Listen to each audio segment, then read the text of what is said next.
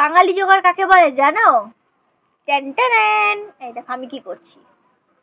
এই প্যাম্পাসটা এক পাশটা ছিঁড়ে ফেলেছে আমার মেয়ে, মানে বড়জন। ও তো জানোই হাতে পায়ে কত লক্ষ্মী, এই মার মতন তো, তাই জন্য। যাই হোক, দুষ্টামি তো চরম পর্যায়ে চলে যায়, তোমরা তো সবাই জানো। তো এই প্যাম্পাসটা দেখো, একটা প্যাম্পাসের বাবা অনেক দাম, আমরা নষ্ট করতে পারবো না। তাই এই প্যাম্পাসটাকে এখন কি করব বলো তো, সুই সুতা দিয়ে সেলাই করব। সেলাই করে ছোট জনকে পরাবো। এটা ছোট জনেরই প্যাম্পাস।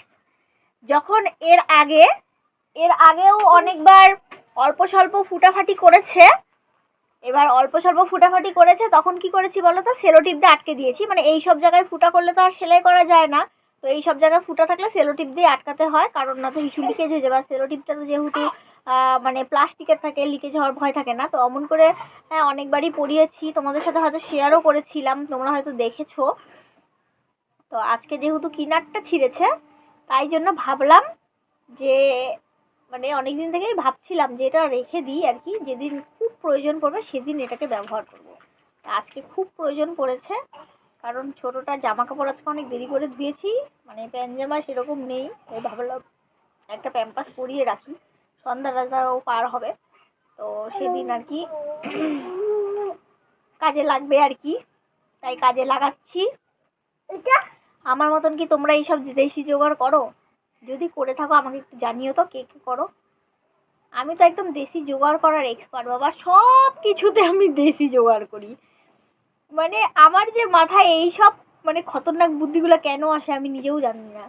সঠিক নর্মালি কি হয় বলো তো, পয়সা পয়সা আলা মানুষদের একটা প্যাম্পাস ছিঁড়ে যাওয়া মানে কোনো ব্যাপার না, ফেলে দিত আর কি। ওরা থোড়ে এইসব কাজ করতো না, আমি করি। আমার বাবার অত পয়সা নেই, মানে বাবা বলছি আমার বরের অত পয়সা নেই, সবাই জানো। দেখো হয়ে গেল, হয়ে গেল, এই দেখো, দেখেছ কি সুন্দর করে সেলাই করেছি। দেখো বোঝাই যাচ্ছে না যে আমি সেলাই করেছি, দারুণ সুন্দর করে কিন্তু সেলাই করেছি। এটা এখন ছোটটাকে পরাবো, দাঁড়াও পরাই। এই দেখো আমরা প্যাম্পু পরে নিয়েছি, দেখেছ কি সুন্দর জোগাড় করেছি।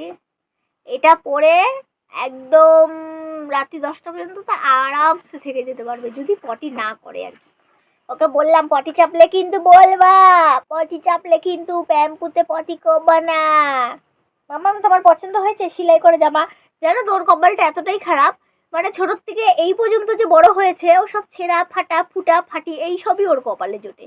মানে বেশি কিছু ওকে কিনেই দেওয়া হয়নি। এই যে ওর বড় দিদির যেগুলো সব একটু আটটু ছেঁড়া ফাটা সেলাই করে করে ওগুলাই চলে যায়, মানে দুই একটা জামা হয়তো ওকে কিনে দেওয়া হয়েছে, বাদ বাকি সব ওই সব পরেই ওর চলে যায় আর কি। কি বলবো বাবা, খালি হচ্ছে ওকে আমি বলি তো, খালি তুই এসি রুমে জন্ম নিয়েছিস, কিন্তু তারপরে তোর কপালটা এতই ফাটা যে তোর কপালে কিছুই জোটে না। মানে আমার বড় মেয়ে যখন হয়েছিল তখন কিন্তু মানে ও যথেষ্ট মানে ভালোভাবে আর কি বড় করেছি ওকে আমি। হ্যাঁ, সবসময় প্যাম্পাস পরিয়ে রাখতাম, যেহেতু ও মানে একটু অন্যরকম ছিল, ঠান্ডা লাগানো যেত না। বাবা একটু দাঁড়াও। তো সেই কারণে ওকে আর কি একদম ভালো মতন করে মানুষ করেছে। আর একে তো প্যাম্পাস পড়াই না দিনের বেলা, খালি রাত্রিবেলা পড়াই, আর দিনের বেলা খুব ইমার্জেন্সি না থাকলে পড়াই না।